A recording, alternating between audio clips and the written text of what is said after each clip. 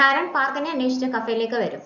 അവിടെ ചാന്റെ റൂമിലിരുന്ന് ചെടി ഇരിക്കുന്നത് അവൾ ശ്രദ്ധിക്കും. അന്നേരം ചാൻ അപ്സ്റ്റേഴ്സിൽ നിന്ന് ഇറങ്ങി വരും. ഇയാൾ എന്താ ഇവിടെയെന്ന് ചോദിക്കുമ്പോൾ ഞാൻ ഇങ്ങോട്ടേക്ക് താമസം മാറിയെന്ന് അവൻ പറയും. ഹോട്ടലിൽ താമസിക്കാതെ എന്താ ഇവിടേക്ക് മാറിയതെന്ന് ചോദിക്കുമ്പോൾ ഞാൻ അവിടുന്ന് മാറണമെന്ന് വിചാരിച്ചുകൊണ്ടിരിക്കുകയായിരുന്നു, ഒരു വീട് നോക്കിക്കൊണ്ടിരിക്കുകയായിരുന്നു, ഇവിടെ കുറെ റൂംസ് ഉണ്ടെന്ന് പറഞ്ഞു, അതുകൊണ്ട് ഇവിടേക്ക് താമസം മാറിയെന്ന് പറയും. ചാനാണ് പാർക്ക് കൊളാപ്സ് ചെയ്യുമ്പോൾ ആദ്യം വന്ന് കാണുന്നതും ആംബുലൻസ് വിളിച്ച് ഹോസ്പിറ്റലിൽ കൊണ്ടുപോകുന്നതും. തിരിച്ച് ഡിസ്ചാർജ് ചെയ്യുമ്പോഴത്തേക്കിനും ഹെൽത്ത് നന്നായിട്ട് നോക്കണം, കൃത്യമായിട്ട് മരുന്ന് കഴിക്കണം എന്നൊക്കെ ഡോക്ടർ പറഞ്ഞിട്ടുണ്ടായിരുന്നു. അതുകൊണ്ട് അവന് കൺസേൺ ഉണ്ടായിരുന്നത് കൊണ്ടാണ് ഇങ്ങോട്ടേക്ക് മാറിക്കോട്ടെ, ഇവിടെ ഒരുപാട് റൂംസ് ഉണ്ടല്ലോ, 3 മാസത്തേക്ക് മതിയെന്ന് അവൻ പറയുന്നത്. പാർക്കിന് ഐസ് മെഷീൻ ശരിയാക്കി കൊടുത്തതും പാർക്കിനെ ഹോസ്പിറ്റലിലേക്ക് കൊണ്ടുപോയതും എല്ലാം ചാനാണെന്ന് അന്നേരം ഹാരന് മനസ്സിലാവും. ഹാരന്റെ വീട്ടിലേക്കാണ് പെഡോഗിനെ കൊണ്ടുപോയതെന്ന് അവനും മനസ്സിലാവും. ഹാർട്ടിന് ചെറിയ എന്തോ ഒരു പ്രശ്നം, ശ്രദ്ധിച്ചാൽ മതി എന്നാണ് ഡോക്ടർ പറഞ്ഞതെന്ന് മിസ് കിമ്മിന്റെ അടുത്ത് മിസ്റ്റർ പാർക്ക് പറയും. അവരെ കണ്ടുമുട്ടിയിട്ട് ഏകദേശം 50 വർഷത്തിൽ കൂടുതലായി. ഇയാളെ പെട്ടെന്നൊരു ദിവസം ഡിസപ്പിയർ ആവുകയാണല്ലോ ചെയ്തത്, എവിടേക്കാണ് പോയതെന്ന് ചോദിക്കും. മിസ് കിം ഇപ്പോൾ നല്ല ഫേമസ് ആണ്, സ്വാഭാവികമായും അയാൾ അറിയണം. പക്ഷെ അയാൾക്ക് നാനാക്കിന്റെ പേരറിയായിരുന്നു, അത് പഴയ നബോങ് ആണെന്ന് അറിയത്തില്ലായിരുന്നു. ചെറുതായിരിക്കുമ്പോൾ ഫ്രാൻസിൽ പോയി ഫാഷൻ ഡിസൈനിങ് പഠിക്കണമെന്നൊക്കെ ആയിരുന്നു നബോങ്ങിന്റെ ആഗ്രഹം. അതെല്ലാം നബോങ് അച്ചീവ് ചെയ്തു എന്ന് പാർക്കിന് മനസ്സിലാവും. എങ്ങനെയാണ് ഹാരനുമായിട്ട് ഇത്രയും അടുപ്പമായതെന്നാണ് ഗ്രാൻഡ് മദറിന് അറിയേണ്ടത്. ഞാൻ അങ്ങനെ പ്രത്യേകിച്ച് ഒന്നും ചെയ്തിട്ടില്ല, എല്ലാ ദിവസവും ആ കുട്ടി എന്റെ കഫേയിൽ വരും, കഫേ അടയ്ക്കുന്നത് വരെ അവിടെ ഉണ്ടാവും, ഞാൻ ഇടയ്ക്കിടയ്ക്ക് കോഫി കൊടുക്കാറുണ്ട്, അത്ര മാത്രമേ ഉള്ളൂ എന്ന് പറയും. ആ കുട്ടിയുടെ ലൈഫിൽ എന്തെങ്കിലും സംഭവിച്ചിട്ടുണ്ടോ, എന്താ ആ കുട്ടി ആരോടും മിണ്ടാത്തതെന്ന് പാർക്ക് ചോദിക്കുമ്പോൾ അവൾക്കൊരു ബോയ് ഫ്രണ്ട് ഉണ്ടായിരുന്നു, 7 വർഷം മുമ്പ് മരിച്ചുപോയി, അതിനുശേഷം അവൾ ഇങ്ങനെയാണെന്ന് പറയും. അപ്പോൾ ആ സമയത്ത് തന്നെയാണ് പാർക്കും ആദ്യമായിട്ട് ഹാരനെ കാണുന്നത്. ഒരു ദിവസം പെട്ടെന്ന് മഴ പെയ്യുമ്പോൾ ഇയാളെ നോക്കുന്ന ഉടനെ മഴയത്തിരുന്ന് കരഞ്ഞുകൊണ്ടിരിക്കുന്ന ഹാരനെയാണ് കാണുന്നത്. അപ്പൊ അതുപോലെ ഹാരൻ അവളുടെ ജോലി ചെയ്തുകൊണ്ടിരിക്കുകയാണ്. എന്ത് ചെയ്യണമെന്ന് അറിയത്തില്ല ചാന്. അവനാണെങ്കിൽ സാധനം കൊണ്ടും മാറ്റിക്കൊണ്ടിരിക്കുകയായിരുന്നു. അവിടെ വന്ന് ഒളിഞ്ഞു നോക്കിക്കൊണ്ട് നിൽക്കുമ്പോഴത്തേനും ഇവള് പെട്ടെന്ന് തിരിഞ്ഞു നോക്കും. അവൻ തിരിച്ചു കയറി പോകാനായിട്ട് തുടങ്ങുമ്പോഴത്തേക്കിനും അവന്റെ കൈ തട്ടി സാധനം എല്ലാം പോകാനായിട്ട് തുടങ്ങുന്നു. അവന്റെ ഫോൺ അവളുടെ അടുത്തേക്ക് ചെന്ന് വീഴുന്നു. അന്നേരം അവനൊരു കോള് വരും, അവൾ അത് എടുത്തോണ്ട് വരും. അപ്പൊ ഇവനാണെങ്കിൽ കയ്യിൽ സാധനം ഇരിക്കുന്നുണ്ട്, അത് വാങ്ങിക്കാനും വയ്യ. അത് ബെന്നിന്റെ കോളായിരുന്നു. ഇവക്ക് അങ്ങനെ ആ കോൾ അറ്റൻഡ് ചെയ്ത് അത് തീരുന്നത് വരെ ചാനൽ പിടിച്ചു കൊടുക്കേണ്ടി വരും. അന്നേരത്തേക്ക് മിസ്റ്റർ പാർക്ക് തിരിച്ചു വരും. ഡിസ്ചാർജ് ആയതല്ലേ ഉള്ളൂ, എന്തിനാണ് ജീനസിനെ കൂട്ടാനായിട്ട് വീട്ടിലേക്ക് പോയത്, എന്നെ ഫോൺ ചെയ്തിരുന്നെങ്കിൽ ഞാൻ കൂട്ടിക്കൊണ്ട് വരുമായിരുന്നല്ലോ എന്ന് ഹാരൻ അയാളുടെ അടുത്ത് ചോദിക്കും. ആദ്യമായിട്ടാണ് ഹാരൻ ഇത്രയും സംസാരിക്കുന്നത് മിസ്റ്റർ പാർക്ക് കേൾക്കുന്നത്. അത് അയാൾ പറയുകയും ചെയ്യും. എന്റെ കഫേയിൽ സ്ഥിരമായിട്ട് വരുന്ന VIP കസ്റ്റമേഴ്സിന് രണ്ടുപേരെയും ഒരുമിച്ച് കണ്ടവർ എനിക്ക് നല്ല സന്തോഷമുണ്ടെന്ന് പറഞ്ഞിട്ട് അയാള് ഹാരനെ പരിചയപ്പെടുത്താനായിട്ട് പോകുമ്പോഴത്തേക്കിനും എനിക്കറിയാം ഞാൻ അവരുടെ കമ്പനിയായിട്ട് ചേർന്നിട്ടാണ് വർക്ക് ചെയ്യുന്നതെന്ന് ചാൻ പറയും. നബോങ്ങിന്റെ കൂടെയാണോ, അല്ല മിസ് നാനാക്കിന്റെ കൂടെയാണോ നിങ്ങൾ വർക്ക് ചെയ്യുന്നതെന്ന് അയാളെ ചോദിക്കുമ്പോഴത്തേക്കിനും അമ്മൂമ്മയെ അറിയാമെന്ന് അവൾക്ക് മനസ്സിലാവും. എങ്ങനെയാണ് എന്റെ അമ്മൂമ്മയുടെ പേര് അറിയാവുന്നതെന്ന് ചോദിക്കുമ്പോഴത്തേക്കും ഞങ്ങള് ചൈൽഡ്ഹുഡ് ഫ്രണ്ട്സ് ആയിരുന്നു എന്ന് മിസ്റ്റർ പാർക്ക് പറയും. അത് കേൾക്കുമ്പോഴത്തേക്കും അവൾക്ക് സന്തോഷമാവും.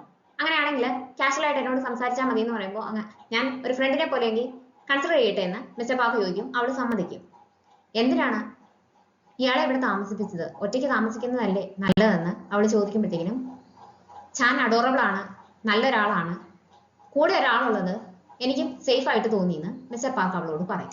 തിരിച്ചു വന്ന സ്ഥിതിക്ക് ഇനി പണ്ടത്തെ പോലെ എല്ലാ ദിവസവും ഞാൻ ഇവിടെ കഫേ അടയ്ക്കുന്ന വരെ ഇരുന്നോട്ടെ എന്ന് പാർക്കിന്റെ അടുത്ത് അവൾ ചോദിക്കുമ്പോൾ ഇയാൾക്ക് ബോറടിക്കത്തില്ലേ, എന്തിനാണ് ഇതിനകത്ത് വന്ന് ഇങ്ങനെ ഒറ്റയ്ക്ക് ഇരിക്കുന്നത്, ഫ്രണ്ട്സിന്റെ കൂടെ പുറത്തു പോക്കൂടെ എന്ന് അയാൾ തിരിച്ചു ചോദിക്കും.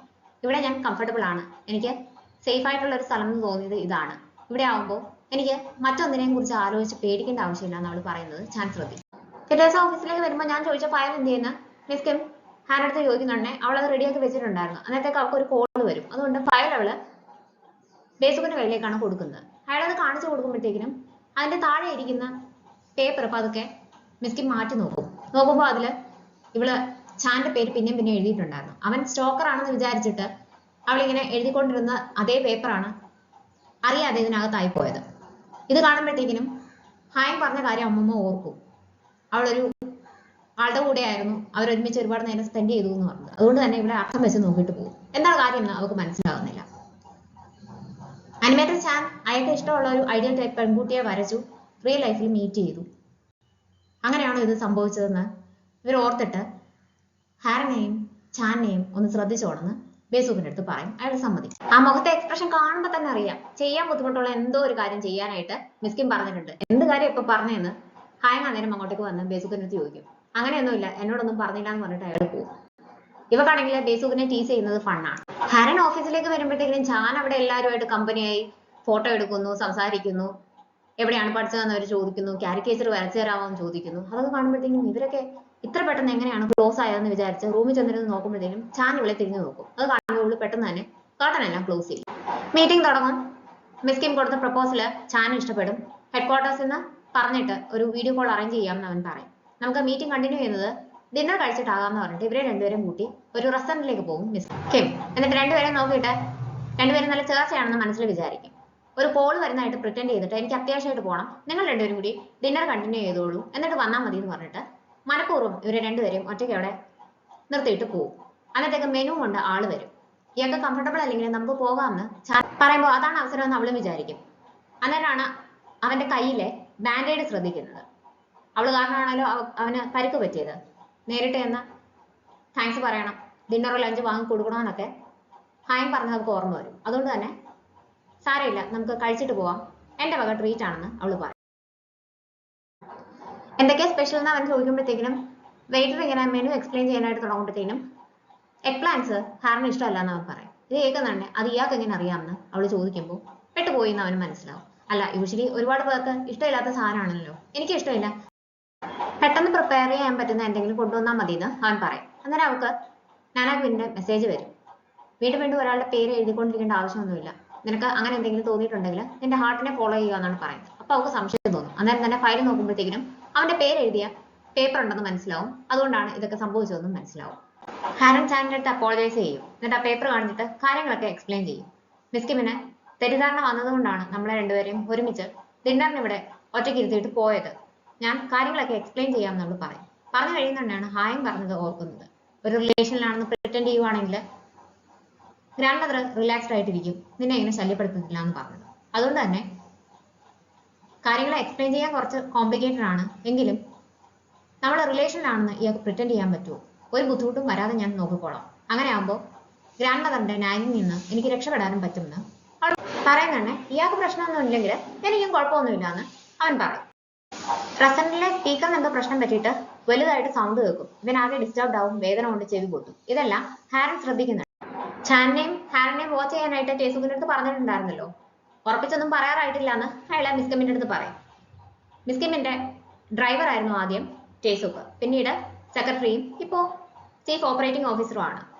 ഫാമിലി പോലെ തന്നെയാണ് നാനാ കിമ്മിനെ അയാളെ കൺസിഡർ ചെയ്തിട്ടുള്ളത്. അതുകൊണ്ട് തന്നെ മരുന്നൊക്കെ വാങ്ങി കൊടുക്കുകയെല്ലാം ചെയ്യും. കുറെ നാളായിട്ട് ഹെൽത്തി ആയിട്ട് തോന്നുന്നില്ല കാണുമ്പോൾ, അതുകൊണ്ട് ലേറ്റ് ആയിട്ട് വർക്ക് ചെയ്യരുതെന്നൊക്കെ പറയുകയും ചെയ്യും. ടേസുക്ക് നല്ല കൺസിഡറേറ്റ് ആണ്. ചാനും ഹാരനും എന്ത് ചെയ്യായിരിക്കും എന്ന് മിസ് കിം ആലോചിച്ചു. ഞാൻ നേരത്തെ അങ്ങനെ പറയാനായിട്ട് പാടില്ലായിരുന്നു, അതിന്റെ ആവശ്യമില്ല എന്ന് ഹാരൻ പറഞ്ഞു തുടങ്ങുമ്പോഴത്തേക്കിനും റെസ്റ്റോറന്റിലെ സൗണ്ട് എല്ലാം കൂടെ കേട്ടിട്ട് ഇവനത് ടോളറേറ്റ് ചെയ്യാനായിട്ട് പറ്റുന്നില്ല. അതുകൊണ്ട് തന്നെ പെട്ടെന്ന് അവിടെ നിന്ന് എഴുന്നേറ്റ് പോകാനായിട്ട് നോക്കും. മേശപ്പുറത്ത് നിന്ന ഫുഡെല്ലാം കൂടി താഴെ വീഴും. അവിടെ നിന്ന് സാധനങ്ങളെല്ലാം തട്ടിമറിച്ചിട്ടുകൊണ്ടാണ് ഇവൻ പോകുന്നത്. അതിന്റെ കൂട്ടത്തിൽ ഇവരുടെ ഡയറിയും പെന്നും താഴേക്ക് പോകുന്നുണ്ട്. ബില്ല് ഞാൻ പേ ചെയ്തോളാം, ബില്ല് എടുത്തോളൂ എന്ന് പറഞ്ഞിട്ട് അവളും പുറകെ ചെല്ലും. എന്താണ് പ്രശ്നം, ഇവിടെ അടുത്ത ഫാർമസി എന്തെങ്കിലും ഉണ്ടെങ്കിൽ ഞാൻ മരുന്ന് വാങ്ങി വരാമെന്ന് അവള് പറയുന്നുണ്ട്. അതിന്റെ ആവശ്യമില്ല, എനിക്ക് ലെഫ്റ്റ് ഇയറിന് കേൾവിശക്തി ഇല്ല, അതുകൊണ്ട് തന്നെ ഒരുപാട് ശബ്ദമുള്ള സ്ഥലങ്ങളിൽ എനിക്ക് നിൽക്കാനായിട്ട് പറ്റത്തില്ല, എല്ലാ സൗണ്ടും കൂടി മിക്സ് ആവും, എന്റെ തൊട്ട് ഫ്രണ്ടിൽ ഇരിക്കുന്ന ആൾ പറയുന്നത് പോലും എനിക്ക് കേൾക്കാനായിട്ട് പറ്റത്തില്ല എന്ന് പറയുമ്പോൾ ഇവള് സിമ്പതിയോടുകൂടിയാണ് അവനെ നോക്കുന്നത്. എന്നെ അങ്ങനെ നോക്കേണ്ട ആവശ്യമൊന്നുമില്ല, എനിക്ക് ബാക്കി ഒരുപാട് കഴിവുകളുണ്ട്, ഈ ഒരു കുറവ് മാത്രമേ ഉള്ളൂ, അതെനിക്കൊരു പ്രശ്നമായിട്ട് തോന്നിയിട്ടില്ല എന്ന് അവളോട് പറയും. ഞാൻ മുമ്പേ പറഞ്ഞത് ഇയാള് മറന്നു കളഞ്ഞേക്കും, അതിന്റെ ആവശ്യമില്ല എന്നവൾ പറയുമ്പോൾ എനിക്കത് പ്രശ്നമില്ല എന്ന് അവൻ പറയും. ഇല്ല, എനിക്കത് പ്രശ്നമുണ്ട്, കാരണം എനിക്ക് ആരോടും കടപ്പാട് വരുന്നത് ഇഷ്ടമല്ല എന്ന് അവൾ പറയും. ഇയാൾ ഇനി താഴേക്ക് വരണ്ട, ഞാൻ എല്ലാ സാധനങ്ങളും എടുത്തോണ്ട് വരാമെന്ന് പറഞ്ഞ് ഇവള് പോകാനായിട്ട് തുടങ്ങുമ്പോൾ അതുവഴി 2-3 പേര് ഇവനെ വല്ലാതെ നോക്കി പാസ് ചെയ്ത് പോകുന്ന അവള് ശ്രദ്ധിക്കും. ഇവന്റെ ദേഹത്തേക്ക് ഫുഡൊക്കെ വീണിട്ടുണ്ടായിരുന്നു. അതുകൊണ്ട് തന്നെ അവള് ഷോൾ എടുത്ത് അതെല്ലാം മറയ്ക്കുന്ന രീതിക്ക് അവൻ ഇട്ട് കൊടുക്കും. ഇത് ഞാൻ സ്റ്റൈൽ ചെയ്യാൻ വേണ്ടിയിട്ട് ഇട്ട ഷോളാണ്, ഒരു ഡിസൈനർ എന്ന നിലയിൽ ഇയാളുടെ ഷർട്ടിന് പറ്റിയ പ്രശ്നം ഞാൻ സോൾവ് ചെയ്ത് തരുന്നതേ ഉള്ളൂ, അതുകൊണ്ട് തന്നെ താങ്ക്ഫുൾ ആയിട്ട് എന്നെ നോക്കേണ്ട ആവശ്യമില്ല എന്ന് അവള് പറയും. പക്ഷെ അവള് കെയറിങ് ആയതുകൊണ്ടാണ് അങ്ങനെ ചെയ്തതെന്ന് അറിയാവുന്നത് കൊണ്ട് തന്നെ അവൻ താങ്ക്സ് പറയും. എങ്ങനെയാണ് മിസ്സോമുമായിട്ട് ക്ലോസ് ആയതെന്ന് ചാൻ മിസ്റ്റർ പാർക്കിന്റെ അടുത്ത് ചോദിക്കും. എന്നെ സംബന്ധിച്ച് ഞാൻ ആ കുട്ടിയായിട്ട് ക്ലോസ് ആണെന്നാണ് എനിക്ക് തോന്നുന്നത്, പക്ഷെ ആ കുട്ടിക്ക് എങ്ങനെയാണെന്ന് എനിക്കറിയില്ല, എന്താ ചോദിക്കാൻ കാര്യം എന്ന് ചോദിക്കുമ്പോൾ അല്ല, എപ്പോഴും എൻ്റെ അടുത്ത് ഒരു ഡിസ്റ്റൻസ് ഇടുന്നത് പോലെ എനിക്ക് തോന്നുന്നു, ഒരു ലൈൻ ക്രോസ് ചെയ്യാൻ സമ്മതിക്കാത്തത് പോലെ, അത് എന്താണെന്ന് അറിയാൻ വേണ്ടിയിട്ടാണെന്ന് അവൻ പറയും. ഞാൻ ആ കുട്ടിയെ കാണാൻ തുടങ്ങിയിട്ട് 7 വർഷമായി. ഈ 7 വർഷത്തിനിടയ്ക്ക് ഒരിക്കൽ പോലും ആ കുട്ടി സ്വന്തം കാര്യം സംസാരിച്ചിട്ടില്ല. എപ്പോഴും മിണ്ടാതെ ഇവിടെ വന്നിരിക്കും. എന്തെങ്കിലുമൊക്കെ ഡ്രസ്സ് ഡിസൈൻ ചെയ്യുന്നത് കാണാം. അങ്ങനെ സ്കെച്ച് ചെയ്തുകൊണ്ടിരിക്കും. അതുകൊണ്ട് തന്നെ ഒരു ഡിസൈനർ ആണെന്ന് ഞാൻ ഊഹിച്ചു. ഈ 7 വർഷത്തിനിടയ്ക്ക് ഒരിക്കൽ പോലും മറ്റൊരാളുടെ കൂടെ ആ കുട്ടി ഇവിടെ വന്നിട്ടില്ല എന്ന് അവനോട് അയാൾ പറയും. കാരണം തുമ്മലും ചുമയൊക്കെ ആയി പിറ്റേ ദിവസം മീറ്റിംഗിന് വന്നിരിക്കുമ്പോഴത്തേക്കും അവള് നോക്കുന്നുണ്ടെങ്കിൽ അവളുടെ പെണ്ണ് കാണാനില്ല. അതവിടെ എല്ലാം നോക്കിക്കൊണ്ടിരിക്കും. അന്നേരത്തേക്ക് മിസ്കിം വരും. മീറ്റിംഗ് തുടങ്ങാനുള്ള നേരമാവും. അവൾക്ക് പുറത്തേക്ക് പോകാനും പറ്റുന്നില്ല. മീറ്റിംഗ് തുടങ്ങി കഴിയുമ്പോഴും ഇവളാകെ ഡിസ്ട്രാക്റ്റഡ് ആണ്. ഇവള് വേണമായിരുന്നു അത് എക്സ്പ്ലെയിൻ ചെയ്ത് കൊടുക്കാൻ. ഇവള് പക്ഷേ അതൊന്നും ശ്രദ്ധിക്കുന്നില്ലായിരുന്നു. അതുകൊണ്ട് മിസ്കിം തന്നെയാണ് എല്ലാം എക്സ്പ്ലെയിൻ ചെയ്ത് കൊടുക്കുന്നത്. മീറ്റിംഗ് കഴിയുന്നുണ്ടെ അവൾക്ക് നല്ല വഴക്ക് കിട്ടുമെന്ന് അറിയാവുന്നതുകൊണ്ട് തന്നെ എല്ലാവരും പെട്ടെന്ന് അവിടുന്ന് സ്ഥലം വിടും. എന്ത് ആറ്റിറ്റ്യൂഡ് ആയിരുന്നു അതെന്ന് ചോദിച്ചിട്ട് മിസ്കിം ഇവളെ വഴക്ക് പറയുന്നുണ്ടെ അവൾ അപ്പോളജൈസ് ചെയ്തിട്ട് അന്നേരം തന്നെ അവിടുന്ന് അവളുടെ റൂമിലേക്ക് പോവുകയാണ് ചെയ്യുന്നത്. അവിടെ ചെന്ന് അവളുടെ ബാഗിലും അവിടെ എല്ലാം നോക്കും. പക്ഷെ അത് കാണാനില്ല. എവിടെയാണ് ലാസ്റ്റ് അത് ഉപയോഗിച്ചതെന്ന് ഓർക്കുമ്പോൾ റെസ്റ്റോറന്റിൽ വെച്ചിട്ടാണെന്ന് അവൾക്ക് ഓർമ്മ വരും. അവിടെ ചെന്ന് അവരോട് ചോദിക്കും. അവിടെ ലോസ് ആൻഡ് ഫൗണ്ട് ഐറ്റംസിന്റെ കൂടെ ഈ ഒരു സംഭവം കിട്ടിയിട്ടില്ല. എനിക്കത് പ്രഷ്യസ് ആയിട്ടുള്ള ഒരു സാധനമാണ്. നിങ്ങൾ ക്ലോസ് ചെയ്യുന്നതിന് കുറച്ച് മുമ്പ് എന്നെ അത് നോക്കാനായിട്ട് സമ്മതിക്കുമെന്നൊക്കെ ഇവള് ചോദിക്കുന്നത് ഇവൻ കാണും. ശരിക്കും ഇവളുടെ ബോയ് ഫ്രണ്ടിന് പുറത്തു പോയി ഗിഫ്റ്റ് പോലും വാങ്ങിക്കാനുള്ള മടിയായിരുന്നു. അന്ന് ഇവൻ പുറത്തു പോകുന്നത് കൊണ്ട് ഒരു പെൺകുട്ടിക്ക് കൊടുക്കാൻ പാകത്തിന് എന്തെങ്കിലും ഒരു ഗിഫ്റ്റ് നീ വാങ്ങിക്കൊണ്ട് വരണം എന്ന് നിർബന്ധിച്ചതിന്റെ പേരിൽ ഇവൻ പോയി ഈ പെൻ നെയിം എൻഗ്രേവ് ചെയ്ത് വാങ്ങിക്കൊണ്ട് വരുന്നതാണ്. അതൊന്നും അറിയാതെ ഇവളത് എത്ര പ്രഷ്യസ് ആയിട്ടാണ് ഇത്രയും കാലം കൊണ്ടു നടന്നതെന്ന് അവൻ ഓർക്കും. ഇവള് പുറത്തേക്ക് വരുമ്പോൾ അത് കിട്ടിയോന്ന് ചോദിക്കുന്നുണ്ടേ അതിനെപ്പറ്റി ഇയാൾ ആലോചിക്കേണ്ട, അത് എന്റെ കാര്യമാണ്, ഞാൻ ഡീൽ ചെയ്തോളാം എന്ന് പറയും. അവൾ വീണ്ടും ചുമക്കുന്ന കാണുമ്പോൾ ഇവൻ കോട്ട് ഊരി കൊടുക്കും. ഇതിന്റെ ആവശ്യമില്ല എന്ന് പറയുമ്പോൾ എന്റെ സമാധാനത്തിനാണെന്ന് അവൻ പറയും. ഇവള് വീണ്ടും അവിടെ തന്നെ നിൽക്കാനായിട്ട് തുടങ്ങുമ്പോഴത്തേക്കും ഈ തണുപ്പത്ത് ഇവിടെ നിൽക്കാനാണോ ഇയാളുടെ ഭാവം? അത് വെറും ഒരു പേനയല്ലേ, അത് പോട്ടെ എന്ന് പറയും. അത് കേൾക്കുമ്പോൾ ഇവർക്ക് ദേഷ്യം വരും. തനിക്കത് വെറും ഒരു പേനയായിരിക്കും, എനിക്കത് അങ്ങനെയല്ല, എന്റെ ലൈഫിൽ അത് എത്രയും ഇമ്പോർട്ടന്റ് ആണെന്ന് തനിക്കറിയത്തില്ല എന്നൊക്കെ ഇവനോട് ദേഷ്യപ്പെടും. അതുകൊണ്ട് ദേഷ്യത്തിൽ കോട്ട് തിരിച്ചു കൊടുത്തിട്ട് പോകാനായിട്ട് തുടങ്ങും. ഞാൻ കാരണമല്ലേ ഇയാൾ ഇവിടുന്ന് പോകുന്നത്, ഇയാൾ ഇവിടെ വെയിറ്റ് ചെയ്തോളൂ, ഞാൻ ഇവിടെ നിൽക്കുന്നില്ല എന്ന് പറഞ്ഞിട്ട് അവൻ കോട്ട് വീണ്ടും അവൾക്ക് കൊടുത്തിട്ട് വീട്ടിലേക്ക് പോകും. ഷർട്ട് മാറിക്കൊണ്ടിരിക്കുമ്പോൾ മിസ്റ്റർ പാർക്ക് അവിടേക്ക് വരും. അവന്റെ ദേഹത്തെ പൊള്ളിയ പാടും ഒരു ടാറ്റു ഉള്ളതും എല്ലാം അയാൾ കാണും. കാര്യമായിട്ട് അവന്റെ ലൈഫിൽ എന്തോ സംഭവിച്ചിട്ടുണ്ടെന്ന് അയാൾക്ക് മനസ്സിലാവും. എന്താണ് ആ ടാറ്റുവിന്റെ അർത്ഥം എന്ന് ചോദിക്കുമ്പോൾ ലൈഫിൽ ഏത് നിമിഷം എന്ത് വേണമെങ്കിലും സംഭവിക്കാം, അതുകൊണ്ട് തന്നെ റിഗ്രറ്റ്സ് ഇല്ലാതെ ജീവിക്കണം എന്നാണ് അതിന്റെ അർത്ഥം എന്ന് അവൻ പറയും. അവൻ ഒരു ഗ്ലാസ്സിലാണ് ആ ഒരു ചെറിയ ചെടി ഇട്ട് വെച്ചിരുന്നത്. അത് ഇങ്ങോട്ടേക്ക് കൊണ്ടുവന്നിട്ടുണ്ടായിരുന്നു. അതിന് റൂട്ട്സ് വന്നിട്ടുണ്ട്. അതിനെ മാറ്റി നടുകയാണെങ്കിൽ പുതിയൊരു എൻവയോൺമെന്റിൽ അതിന് നന്നായിട്ട് വളരാനായിട്ട് സാഹചര്യം വരും, അത് നശിച്ചു പോകത്തില്ല എന്ന് പറയും. എന്നിട്ട് അവനത് കൊടുത്തിട്ട് പോകാനായിട്ട് തുടങ്ങുന്നതിന് മുമ്പേ ഇയാൾ റിഗ്രറ്റ്സ് ഇല്ലാതെയാണോ ജീവിക്കുന്നതെന്നും ചോദിക്കും. ഹാൻഡ് ബോയ് ഫ്രണ്ട് ചാന്റെ ലാപ്ടോപ്പ് തെറ്റി എടുത്തോണ്ട് പോകുമ്പോൾ നിനക്ക് മെസ്സേജിന് റിപ്ലൈ കൊടുക്കാൻ വയ്യെങ്കിൽ മെസ്സഞ്ചർ ക്ലോസ് ചെയ്തേക്കാൻ അവനോട് പറഞ്ഞിട്ടുണ്ടായിരുന്നു. ഇവളുടെ മെസ്സേജ് വരുമ്പോൾ അത് ക്ലോസ് ചെയ്യാനായിട്ട് പോകുന്നുണ്ട്. അവൻ നോക്കുന്നുണ്ട്. അവൾ എഴുതിയിരിക്കുന്നത് എനിക്ക് ശ്വാസം മുട്ടുന്നത് പോലെ തോന്നുന്നു, എനിക്ക് ചുറ്റും മതിലുകൾ ഉള്ളത് പോലെ തോന്നുന്നു എന്നാണ്. അതുകൊണ്ട് തന്നെ എന്താണെന്ന് അവൻ നോക്കും. എനിക്ക് കുറെ നാളായിട്ടൊന്നും വരയ്ക്കാനായിട്ട് പറ്റുന്നുണ്ടായിരുന്നില്ല. പക്ഷെ നീ എനിക്ക് ഗിഫ്റ്റ് ചെയ്ത പെൻ എന്റെ കൈ കിട്ടിയപ്പോൾ എനിക്ക് എവിടുന്നോ ഒരു ശക്തി കിട്ടിയതുപോലെ തോന്നി. അത് വെച്ചിട്ട് ഞാൻ കുറെ നാൾ കൂടിയിട്ട് ഒരു ഡിസൈൻ വരച്ചു. അതിന് എനിക്ക് കോമ്പറ്റീഷനിൽ പ്രൈസ് കിട്ടി. അതിന് നന്ദി പറയാനുണ്ട് എനിക്ക് നിന്നോട്. കാരണം നീ കാരണം എനിക്ക് പെൻ കിട്ടി. അതുകൊണ്ടാണ് ഞാൻ എൻ്റെ ഈ ജോലി എത്രത്തോളം ഇഷ്ടപ്പെടുന്നു എന്ന് എനിക്ക് മനസ്സിലാക്കാനായിട്ട് പറ്റിയത്. ഇല്ലായിരുന്നുണ്ടെങ്കിൽ ഞാൻ ഇതെല്ലാം ഉപേക്ഷിക്കാൻ റെഡി ആയിട്ടിരിക്കുമായിരുന്നു എന്ന് പറഞ്ഞത് അവൻ ഓർത്തു. ചാൻ അവളുടെ വിസിറ്റിംഗ് കാർഡ് എടുത്ത് അവളെ വിളിച്ചു നോക്കുന്നുണ്ട്. പക്ഷെ അവളാണെങ്കിൽ അതൊന്നും അറിയുന്നില്ല. അവൻ തിരിച്ച് റെസ്റ്റോറന്റിലേക്ക് ചെല്ലും. അന്നേരത്തേക്ക് ആളുകളൊക്കെ പോയിട്ടുണ്ടാവും. അതുകൊണ്ട് തന്നെ അവളെ അകത്ത് കയറി നോക്കാനായിട്ട് അവർ സമ്മതിക്കും. അവൾ അവിടെ എല്ലാം നോക്കും. പക്ഷെ പെൻ അവിടെ ഒന്നും കാണത്തില്ല. ഞാനൊരു ഡിസൈനറാണ്, ആ പെൻ വെച്ചിട്ടായിരുന്നു ഞാൻ വരയ്ക്കുന്നത്, എനിക്ക് അത് അത്രയും പ്രിയപ്പെട്ട ഒരു പെന്നാണ്, നിങ്ങൾക്ക് കിട്ടുവാണെങ്കിൽ തിരിച്ചു തരണം എന്നൊക്കെ പറഞ്ഞിട്ട് ഇവൾ അവളുടെ വിസിറ്റിംഗ് കാർഡൊക്കെ അവിടെ കൊടുത്തിട്ട് പോരും. അവര് റെസ്റ്റോറന്റ് അടയ്ക്കും.